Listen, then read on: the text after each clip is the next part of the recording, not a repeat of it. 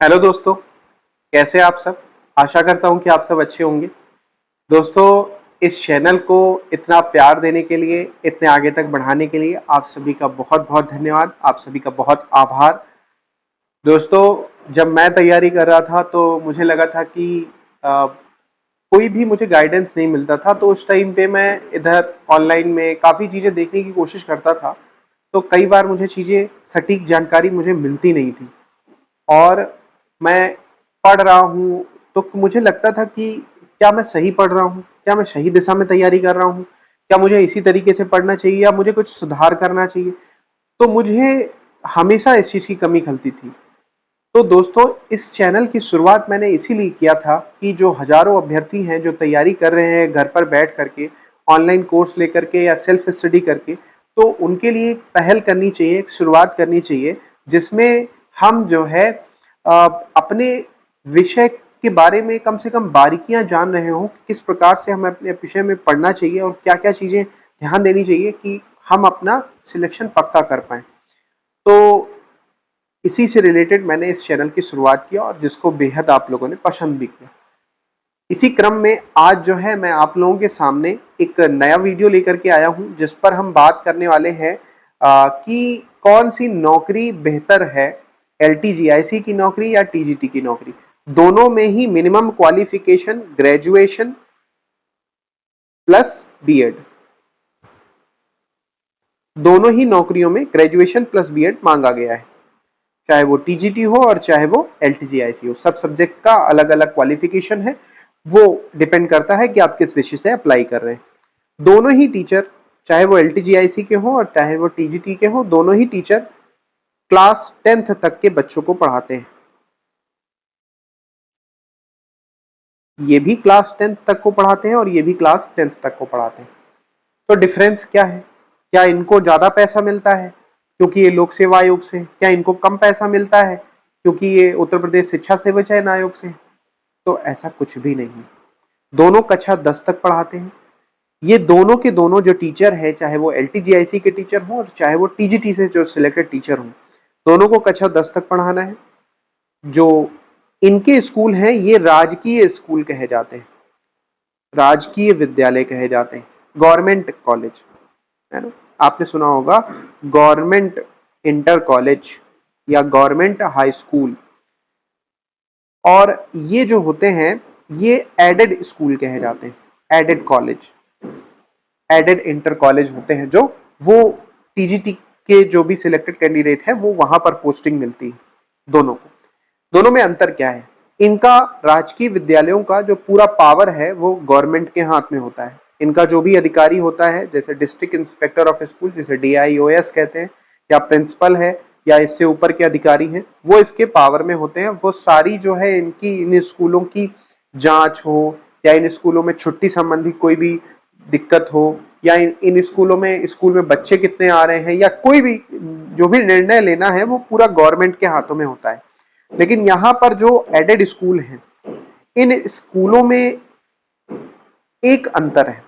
यहाँ पर जो सैलरी है वो गवर्नमेंट फंडिंग करती है, तो ये फंडेड स्कूल कहे जाते हैं। फंडेड कह दे या एडेड कह दे, तो फंडिंग कहां से आ रही है? गवर्नमेंट की तरफ से आ रही है, ठीक है। और यहां पर जो पावर है बाकी सब सारी चीजों का, मतलब आपको ज्वाइन कराने से लेकर के आपको सस्पेंड करने तक का पावर, ये होता है मैनेजर के हाथ में। यही एक अंतर है, सबसे बड़ा अंतर है इन स्कूलों का, कि अगर आप एलटीजीआईसी की तैयारी कर रहे हैं और आप टीजीटी की भी तैयारी कर रहे हैं, तो सबसे बड़ा अंतर आप जान लीजिए कि इन स्कूलों का ये है कि यहां पर जो होल सोल कंट्रोलर है वो आपका मैनेजर होता है, जिसे हम कहते हैं प्रबंधक। आप सोच रहे होंगे सर, मैनेजर इतना बड़ा पद होता है कि सस्पेंड कर सकता है? सारे अधिकार उसके हाथ में है कि वो आपको चाहे तो सस्पेंड कर दे, और सस्पेंड करके वो उसकी सूचना डीआईएस के यहाँ भेज देगा। डीआईएस अगर उसकी संस्तुति कर देगा तो ये कार्रवाई आगे भी बढ़ा दी जाएगी। तो आपकी नौकरी बर्खास्त कराने तक की जिम्मेदारी प्रबंधक के हाथ में हो सकती है। एक होता है सस्पेंड, एक होता है बर्खास्त, मतलब टर्मिनेट कर दिया, आपको नौकरी से निकाल भी सकता है चाहे अगर हो। तो प्रबंधक के हाथ में सारी चीजें हैं। ऐसे इसके चाहने से नहीं, कई बार गवर्नमेंट इनमें हस्तक्षेप कर भी सकती है, ऐसा नहीं है, क्योंकि अधिकारी के हाथ में भी कुछ चीजें हैं। DIOS है, DIOS इनको मैनेजर से मिल करके सारा काम करना है। मतलब DIS को डायरेक्ट कोई पावर नहीं कि डायरेक्ट जा करके किसी भी को सस्पेंड कर दे। जो भी करवाना है वो प्रबंधक के थ्रू करवाना है काम।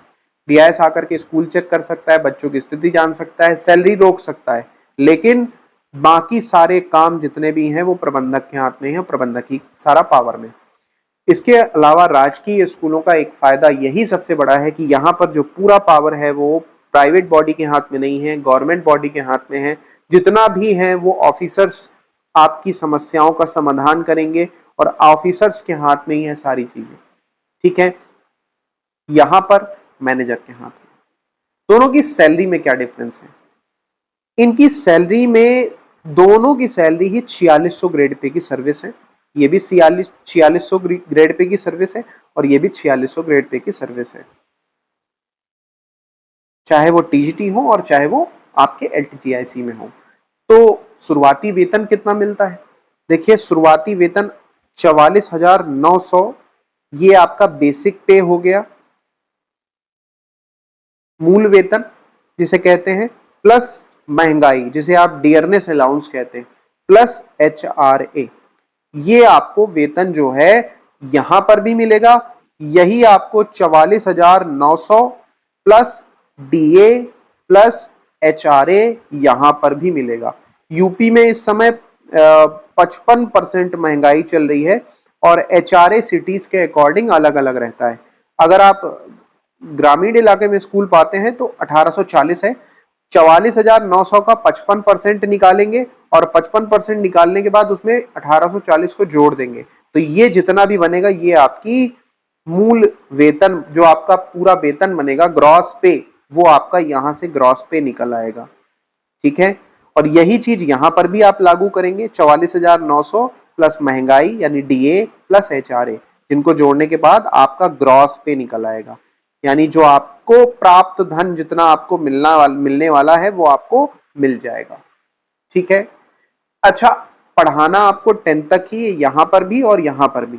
अब आता है कि दोनों में बेहतर कौन? हम यही क्वेश्चन अपने आप से भी पूछ रहे हैं कि हमें इसकी तैयारी करनी चाहिए या इसकी तैयारी करनी चाहिए। या कुछ लोग तो मतलब ये सोचकर भी मतलब कि सरकारी नौकरी मिलनी ही चाहिए, बस सरकारी नौकरी की किस ये मिल जाए या ये मिल जाए, हमें कोई मतलब नहीं, हमें बस सरकारी नौकरी चाहिए। तो दोस्तों, मैं आपको एक बात बता दूं, आपके सामने LTGIC की वैकेंसी अभी करंट में है और DGT की वैकेंसी 2022 वाली है। यहां पर जो मौका है आपके हाथ में, आप कोशिश करिएगा कि आप इन्हीं स्कूलों में सिलेक्ट हो LTGIC में।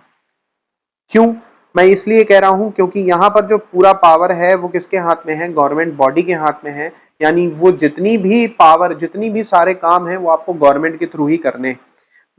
लेकिन जो एडेड कॉलेज का रोना है, एडेड कॉलेजों की जो सबसे बड़ी विडंबना है, वो सबसे बड़ी विडंबना यही है कि प्राइवेट बॉडी के हाथ में पावर है, मैनेजर के हाथ में। कई बार तो एक ऐसी स्थिति आ जाती है कि आप इतने बड़े विवाद में फंस जाते हैं, इतने विवाद में फंस जाते हैं कि आप नौकरी करने से एकदम आपको लगता है कि मैं आज रिजाइन कर दूं और मैं घर पर रह करके बैठ जाऊं।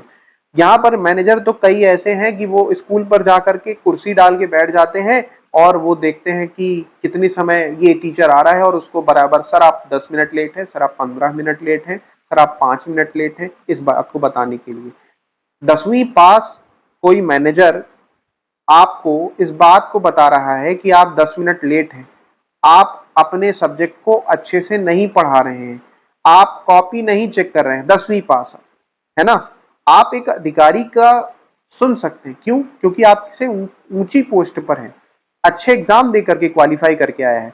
आप इस ऐसे व्यक्ति को नहीं सुन सकते हैं जो शिक्षा के बारे में बिल्कुल भी अनुभव ना रखता हूं। मैं सबकी बात नहीं कर रहा हूं, लेकिन लगभग जगहों पर मैंने परिस्थिति देखी है, क्योंकि मैं इसी तरीके के विद्यालयों पर काम कर रहा हूं और मेरे साथी इन्हीं तरह के विद्यालयों पर ज्यादातर काम करते हैं, क्योंकि मैंने इस तरह की विद्यालयों की स्थिति यहां पर ग्रॉस रूट लेवल पर देखी है। तो मैं हम आपको यही सलाह दूंगा कि आपके सामने में LTGIC है, आप जी जान लगा करके रात और दिन एक कर दीजिएगा, आप LTGIC में सिलेक्ट होइएगा। पहली बात तो यहां प्रमोशन के चांसेस भी होते हैं अगर आप कम एज में सिलेक्शन लेते हैं। सपोज अगर आपकी 25 से 30 वर्ष की उम्र में आपने सिलेक्शन ले लिया, 25 टू 30 ईयर्स के बीच में, तो आप जो है प्रमोशन, पहली बात तो लेक्चरर में जा सकते हैं, लेक्चरर के अलावा प्रिंसिपल बन सकते हैं, इसके अलावा आपको अधिकारी बनने का भी मौका मिल सकता है लास्ट में रिटायरमेंट के आते आते, अगर आपके पास में क्वालिफिकेशन और आपके पास में एक्सपीरियंस अच्छा रहा, क्योंकि आपके पास में 25 से 30 साल नौकरी के लिए बचे हुए हैं, 30 साल मिनिमम आपके पास में, तो आपके पास में एक बहुत अच्छा अपॉर्चुनिटी होता है कि आप अपने आप को एक्सप्लोर कर पाओ। लेकिन इन स्कूलों में कोई भी प्रमोशन का चांस नहीं होता। आप ये जान लीजिए, आप कहोगे कि सर वहां पर भी तो PGTs होते हैं, वहां पर भी तो प्रिंसिपल होता है।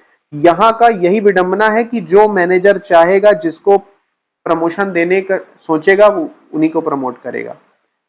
एक सब्जेक्ट में, सपोज मैं कहता हूं कि बायोलॉजी एक सब्जेक्ट है और बायोलॉजी में 3 सब्जेक्ट TGT, 3 लोग TGT में कैंडिडेट सिलेक्ट होते हैं, ठीक है, TGT में, और TGT में 1 सीट है, ठीक है, और ये कैंडिडेट रिटायर हो जाता है, तो अब रिटायरमेंट के बाद इसे प्रमोशन मिल जाना चाहिए। अब ये 3 दावेदार है आपके पास, अब उसमें योग्यतम को वरीयता नहीं दी जाएगी, वरीयता दी जाएगी चाटुकार की। जो जितना बढ़िया चाटुकारिता कर रहा होगा, जो जितना बढ़िया पैसा खर्चा कर रहा होगा, वो जो है इस जगह पर आकर के बैठ जाएगा।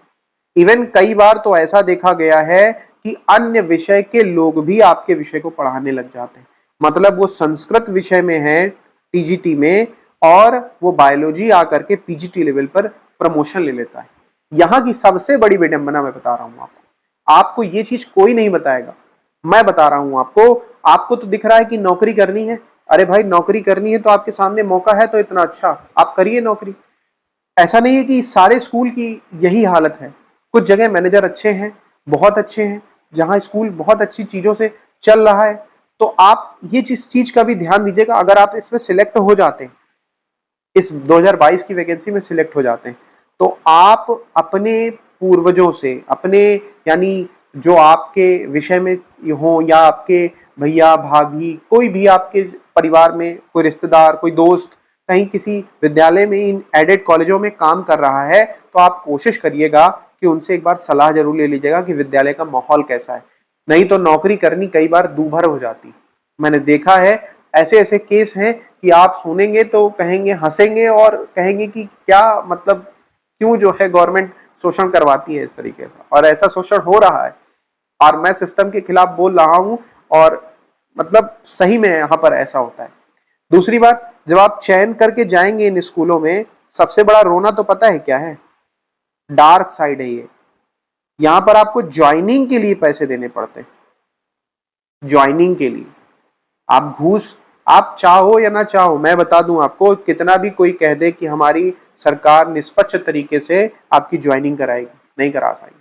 मैं बता रहा हूं, मैक्सिमम जगहों पर मेरे साथ के कई लोग हैं, 2 लाख रुपए ज्वाइन करने का, सुनिएगा, 2 लाख, 3 लाख, 4 लाख, 5 लाख ऐसे पैसे दिए ज्वाइनिंग का। ट्रांसफर के लिए पैसा देते हैं, NOC के लिए पैसा देते हैं, किसी एग्जाम को फॉर्म भरने के लिए, सैलरी लगवाने तक का पैसा देते हैं। तो आप जो है, आपके सामने मौका है। मैं कहता हूं बेरोजगारी बहुत बड़ा अभिशाप है, मैं कहता हूं ठीक है, आप नौकरी करिए, TGT में नौकरी करिए, मैं भी कर रहा हूं, बहुत अच्छी सैलरी है, मेरा कॉलेज बहुत अच्छा है, सारे स्टाफ बहुत अच्छे हैं, सारी चीजें बहुत अच्छी हैं, लेकिन हर जगह ऐसा नहीं है। मेरे जिले में लगभग कॉलेज अच्छे हैं, कुछ एक आध जगह होते हैं जहां पर ये दिक्कतें हैं। तो अगर यहाँ पर सिलेक्ट होते हैं तो सलाह लेकर के आप कॉलेज चुनिएगा, फिर उसके बाद आप उस कॉलेज में जाकर के आप अपना चॉइस फिलिंग करिएगा। चॉइस फिलिंग के पहले ध्यान दीजिएगा इस चीज को, अगर यहाँ सिलेक्ट हो जाते हैं आप, क्योंकि हमारे सामने बहुत कम मौके हैं, है ना। सभी लोग तो LTGIC में चयनित भी नहीं हो सकते, जैसे मैं या आपके सामने TGT पर काम कर रहा हूँ और मैं एडेड कॉलेज पर ही काम कर रहा हूँ। तो आप चॉइस फिलिंग पर ध्यान दीजिएगा कि ऐसे कॉलेज को ही चुने जो इस तरीके की गतिविधियों में इन्वॉल्व ना हो, और ऐसे कॉलेजों को बिल्कुल भी आप जो है मत चुनिएगा जहां पर इस तरीके का काम हो रहा है। आप LTGIC के लिए मैं तो कहता हूँ सबसे अच्छे से प्रिपेयर करिए। प्री और मेंस है, प्री में बहुत सारे कैंडिडेट छट जाएंगे, प्री में माइनस मार्किंग है, हर सब्जेक्ट में हर विषय में आप ये जान लीजिए 150 में 100 के ऊपर मेरिट नहीं जाएगी, ये बात आप लिख के ले लीजिए। 100 के ऊपर मेरिट नहीं जाएगी, लगभग 100 के आसपास ही सब सब्जेक्ट में मेंस के लिए कॉलिंग हो जाएगी 100 क्वेश्चन के लिए। तो आप अच्छे से तैयारी करिए। मेरी पूरी जो है आपके साथ में शुभकामनाएं हैं, मेरा पूरा सहयोग है। मैं आने वाले समय में कुछ वीडियो भी लेकर के आऊंगा। मैं कोशिश करूंगा 21 या 22 तारीख से रोज के जो है कम से कम 2 टॉपिक पढ़ाऊं, ऐसे वीडियो भी मैं लेकर के आऊंगा। ठीक है, तो मुझे लगता है ये वीडियो आपको पसंद आया होगा और ये वीडियो आप लोग जो है अपने साथियों के साथ में जो लोग तैयारी कर रहे हो उनसे जरूर शेयर करिएगा। धन्यवाद। और आप कमेंट में ये चीज बता सकते हैं कि आप किन एग्जाम को टारगेट करके पढ़ रहे हैं और आपको कौन सा नौकरी करनी है, LTGIC करनी है या TGT करनी है। धन्यवाद। आशा करता हूं कि आप लोगों को वीडियो पसंद आया होगा।